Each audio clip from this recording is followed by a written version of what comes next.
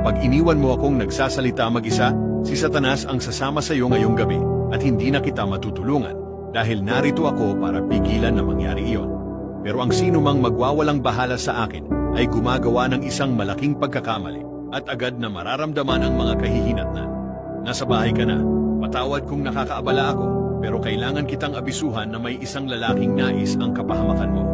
Oo, anak ko, gusto niyang makaranas ka ng matitinding pagsubok. Pakiusap, manatili ka rito kasama ko.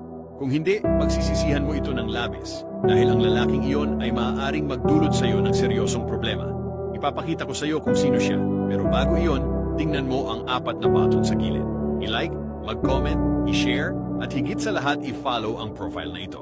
Kung gusto mong protektahan ko ang iyong tahanan at paalisin ang lahat ng kasamaan sa paligid mo, pindutin mo ang lahat ng iyan. Pero kung ayaw mong gawin ito, ibig sabihin mas gusto mong si Satanas ang mamuno. Sa ganung kaso, huwag mong pindutin kahit alin. Hinihiling ko rin na lumabas ka agad sa video na ito kung wala kang pagmamahal para sa akin. Ngayon, ipapakita ko sa iyo kung sino ang lalaking ito at hinihiling kong lumayo ka sa kanya agad-agad.